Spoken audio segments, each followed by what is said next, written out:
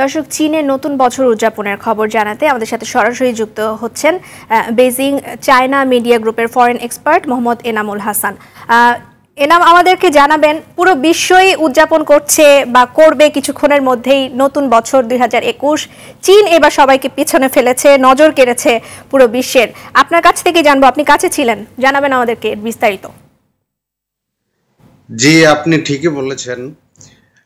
China media group একটি বিশাল আয়োজন করেছে নববর্ষকে উদযাপন করার জন্য, এবং এই আয়োজনের প্রতি সমস্ত বিশ্বের নজর ছিল। অর্থাৎ চীনে গত বছর করোনা মহামারী যখন শুরু হয়েছিল তখন সব কিছুই থেমে গিয়েছিল, কিন্তু বর্তমানে চীনে স্বাভাবিক অবস্থা বিরাজ করছে। তবে এখন যেহেতু প্রচণ্ড শীত শুরু হয়েছে চীনে, শীতকালে নতুন করে করোনার ঢেউ আবার শুরু যাতে না হয় সেজন্য বাড়তি সতর্কতাও অবলম্বন করা হয়েছে। সেজন্য সরকারি স্টেট মিডিয়া হিসাবে চায়না মিডিয়া গ্রুপ এই বিশাল আয়তনের, অর্থাৎ এক কথায় বলা যায় মহাসমারোহে তারা নববর্ষকে স্বাগত জানিয়েছেন। কিন্তু তার বাইরে চীনের প্রেসিডেন্ট শি জিনপিং তিনি নববর্ষের শুভেচ্ছা জানিয়েছেন বিশ্ববাসীকে তিনি বলেছেন যে বিদায়ী 2020 সাল একটি ব্যতিক্রমী বছর ছিল। সে বছরে আকস্মিকভাবে সমস্ত পৃথিবী মহামারীর আঘাতে জর্জরিত হয়ে যায় এবং পৃথিবীর মানুষ সেটাকে মোকাবেলা করে অসাধারণ একটি কাজ করেছে, এবং তিনি দৃঢ় বিশ্বাস স্থাপন করেন মানুষের প্রতি, বিশ্ব মানবতার প্রতি, যে সমস্ত পৃথিবীর মানুষ করোনা মহামারীকে এই নতুন বছরে পৃথিবী থেকে বিদায় নেবে।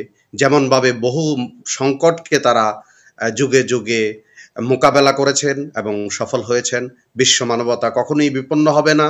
বিশ্ব মানবতা করোনাকে মোকাবেলা করে বিজয়ী হবে।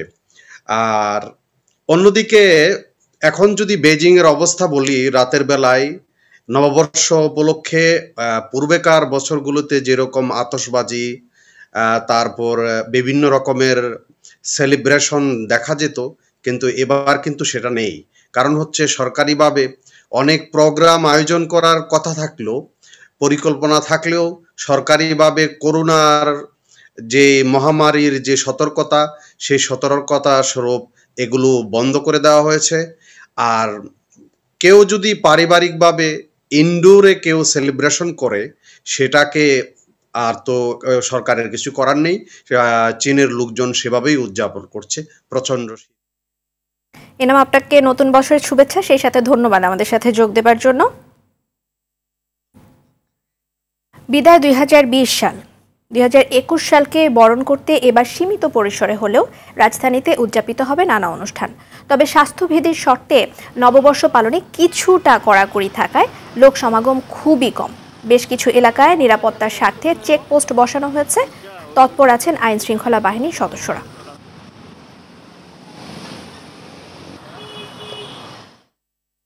দর্শক, এই মুহূর্তে রাজধানীর হাতিঝিলে আছেন আমাদের সহকর্মী আশিকুল আলম বশির, তার কাছে চলে যাচ্ছি। বাশির, আমাদেরকে জানাবেন যে প্রত্যেক বছরই আসলে নববর্ষ উদযাপিত হয় বিভিন্নভাবে। হাতিঝিল এলাকায় নিরাপত্তার একটি বিষয় আছে, সেই সাথে সীমিত পরিসরে উদযাপনের একটি বিষয় আছে। সবকিছু মিলিয়ে কেমন দেখছেন সেখানকার পরিস্থিতি? ধন্যবাদ রেওয়ান আপনাকে। আপনি জেনে থাকবেন যে আর অল্প কিছুক্ষণের মধ্যেই কিন্তু 2020 সালকে বিদায় দিয়ে 2021 সালকে বরণ করে নেবে পুরো বিশ্ব, আর সে অনুযায়ী কিন্তু অধীর আগ্রহে সবাই অপেক্ষা করছে। আমি এখন আছি রাজধানীর হাতিরঝিলে। আপনি জেনে থাকবেন যে বিশ্ব জুড়ে যে 2020 সালে যে করোনা মহামারী ছিল, সে কারণে কিন্তু সারা বিশ্ব জুড়েই এই নতুন বর্ষকে বরণে কিছুটা বিধিনিষেধ আরোপ করা হয়েছে, আর সে অনুযায়ী বাংলাদেশেও কিন্তু আমাদের আইন শৃঙ্খলা রক্ষা বাহিনীর পক্ষ থেকে কিছুটা বিধিনিষেধ আরোপ করা হয়েছে। সেই অনুযায়ী রাজধানীর হাতিরঝিল এলাকাগুলোতে আমরা দেখেছি প্রতিটি পয়েন্টেই কিন্তু আইন শৃঙ্খলা রক্ষা বাহিনীর সদস্যরা রয়েছেন এবং তারা শুরু থেকেই এই তল্লাশি চালাচ্ছেন এবং তারা দেখছেন যে কোনো প্রকার অবৈধ কোনো কার্যক্রমে কেউ সুযোগ নেয় কিনা, সেই কারণে কিন্তু তারা খুব তৎপরভাবেই দায়িত্ব পালন করছেন। আরেকটি বিষয় আপনাকে জানিয়ে রাখি যে সরকারের পক্ষ থেকে কিন্তু এই সমাগম পুরোপুরি নিষেধ করা হয়েছে এবং অনুষ্ঠানে বাইরে অনুষ্ঠান আয়োজনে নিষেধাজ্ঞা রয়েছে। আর সে কারণে সবাই কিন্তু বাসাবাড়িতেই পরিবার পরিজন নিয়েই অনুষ্ঠান আয়োজন করছেন এবং আর অল্প কিছুক্ষণের মধ্যেই স্বাগত জানানো হবে ইংরেজি নববর্ষ 2021-কে। ধন্যবাদ আমাদের সাথে যোগ দিয়ে বিস্তারিত জানাবার জন্য। এদিকে পশ্চিমের আকাশে বছরের শেষ সূর্য অস্তমিত হওয়ার মধ্য দিয়ে বিদায় নিল ঘরে ঘরে মৃত্যু, হাজারো অনিশ্চয়তা আর বিষাদের বিষে বিষময় 2020। গতানুগতিকতার বাইরে ছিল বছরটি, ছিল না মুখরিত শিক্ষা প্রতিষ্ঠান, প্রাণ ছিল না রাজনীতির অঙ্গনেও। দোকানপাট সীমিত আকারে খোলা রাখলেও থমকে ছিল অর্থনীতি, আর হারানোর পাল্লা যেন অপূরণীয়। বিশ্বের 220টি দেশে করোনা ছড়িয়ে পড়ায় বিচ্ছিন্ন করতে হয়েছে সরাসরি যোগাযোগ ব্যবস্থা। বিশ্বজুড়ে মারা গেছেন 18 লাখের বেশি মানুষ, আক্রান্ত 8 কোটিরও বেশি। এমন এক বিষাদময় বছরের বিদায়ের মধ্য দিয়ে নতুন দিনের স্বপ্নে স্বাগত 2021। এবার অন্যান্য প্রসঙ্গ। করোনা পরিস্থিতি বিবেচনা করে 15ই জানুয়ারির পর শিক্ষা প্রতিষ্ঠান খোলার বিষয়ে সিদ্ধান্ত নেওয়ার কথা জানালেন প্রধানমন্ত্রী শেখ হাসিনা। তবে পরিস্থিতির উন্নতি না হলে আগের মতোই ডিজিটাল মাধ্যমে চলবে শিক্ষা কার্যক্রম। সরকারের 2021 শিক্ষাবর্ষের প্রাথমিক স্তর, ক্ষুদ্র নৃগোষ্ঠীর শিক্ষার্থী সহ বিভিন্ন স্তরের শিক্ষার্থীদের বিনামূল্যে পাঠ্যপুস্তক বিতরণ কার্যক্রমের উদ্বোধনী অনুষ্ঠানে এসব কথা জানালেন প্রধানমন্ত্রী। মুক্তা মাহমুদের রিপোর্ট।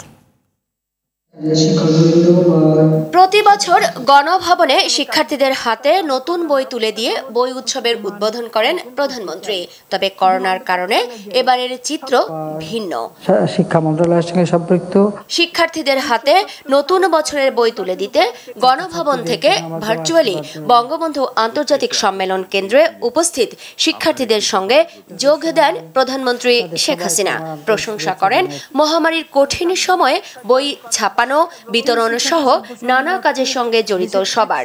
ছাপানো এবং বিতরণের ব্যবস্থা করা এটা একটা কঠিন কাজ। জানালেন করোনার দ্বিতীয় ঢেউয়ে পরিস্থিতি কি দাঁড়ায় তা বিবেচনা করে শিক্ষা প্রতিষ্ঠান খোলার সিদ্ধান্ত নেওয়া হবে। আর করোনাকালে এই যে দীর্ঘ সময় ধরে শিক্ষা প্রতিষ্ঠান বন্ধ থাকায় মাধ্যমিক পর্যায়ে শিক্ষার্থীগণের যে মানসিক স্বাস্থ্য সমস্যা বা অভিজ্ঞতা দেখা দিচ্ছে, সেটা মোকাবেলারও ব্যবস্থা নেওয়া হয়েছে এবং সেই বিষয়ে কি করণীয় সেই শিক্ষাটা আমরা শিক্ষা প্রতিষ্ঠানের প্রধান এবং একজন ফোকাল পয়েন্ট শিক্ষককে প্রশিক্ষণ প্রদানের উদ্যোগ গ্রহণ করা হয়েছে। আর এ লক্ষ্যে ইতিমধ্যে শীর্ষস্থানীয় সাইকোলজিস্টদের সঙ্গে আলোচনা করে কীভাবে আমাদের ছেলেমেয়েদের সহায়তা দেওয়া যায়, কাউন্সেলিং করা যায়, তার ব্যবস্থাটাও আমরা নিচ্ছি। শিক্ষার্থীদের শারীরিক ও মানসিক সুস্থতার জন্য পাঠ্য বইয়ের বাইরে জ্ঞান অর্জনেরও পরামর্শ দেন তিনি। আমি জানি ঘরে বসে থাকা অত্যন্ত কষ্টকর, সময় কাটানো কষ্টকর, তারপরও খালি পাঠ্য বই না, এখন অনেক বই আছে পড়া যায়, সেটা পড়ার জন্য আমি অনুরোধ করবো। তাছাড়া সেই সাথে একটু খেলাধুলা করতে হবে। বাবা মা যারা, তাদেরকে আমি অনুরোধ করব যে আপনার বাচ্চাদেরকে সময় দেবেন।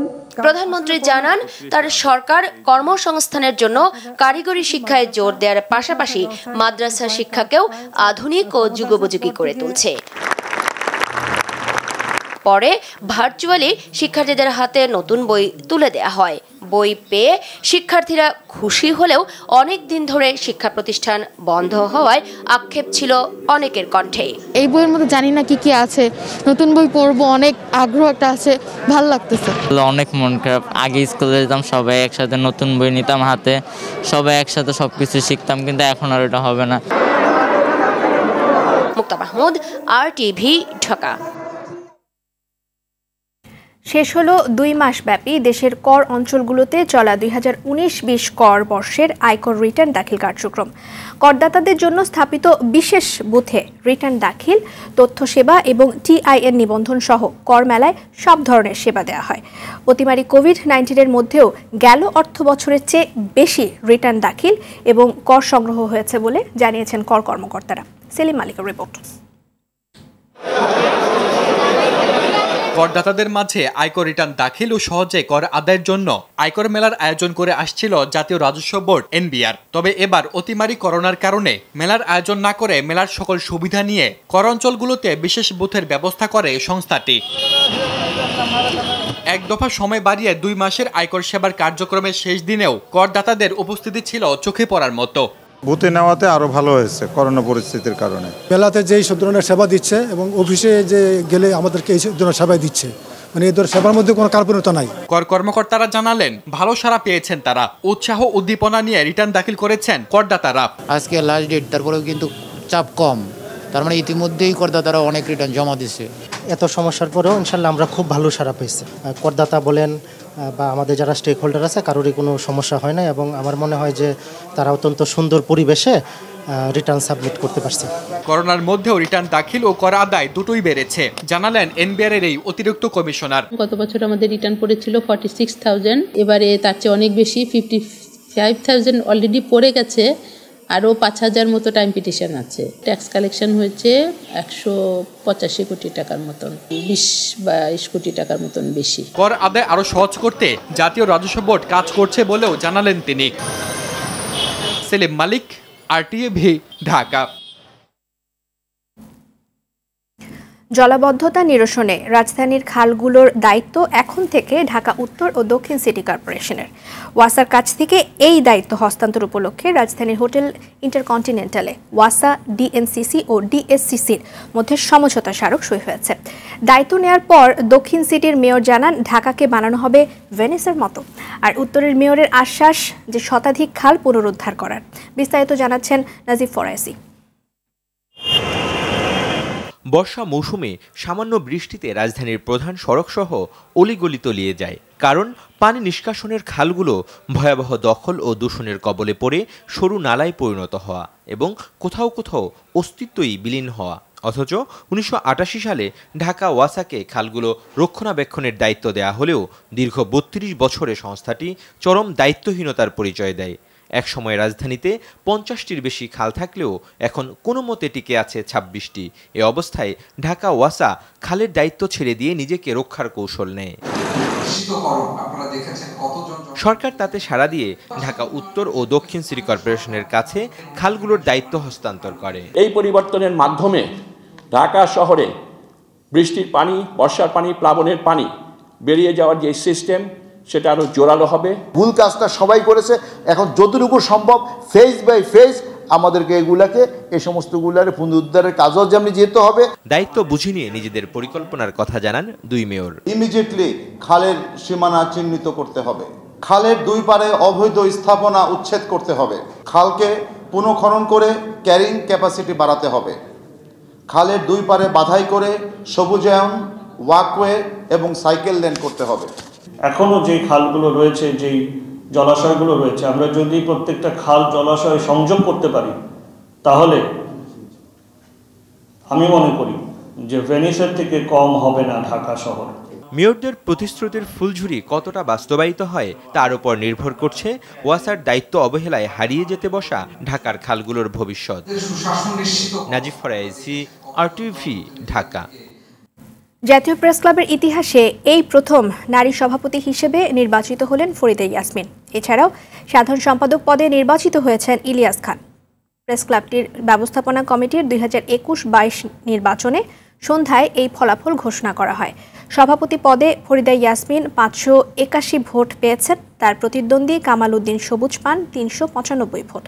সাধারণ সম্পাদক পদে ইলিয়াস খান 566 ভোটে জয়ী হন। এছাড়া সিনিয়র সহসভাপতি পদে হাসান হাফিজ, সহসভাপতি রেজাউনুল হক রাজা, যুগ্ম সম্পাদক মাইনুল আলম ও মোহাম্মদ আশরাফ আলী, কোষাধ্যক্ষ শাহেদ চৌধুরী নির্বাচিত হয়েছেন। এর আগে জাতীয় প্রেস ক্লাব মিলনায়তনে স্থাপিত ভোট কেন্দ্রে সকাল 9টা থেকে বিকেল 5টা পর্যন্ত বিরতিহীনভাবে চলে ভোট গ্রহণ।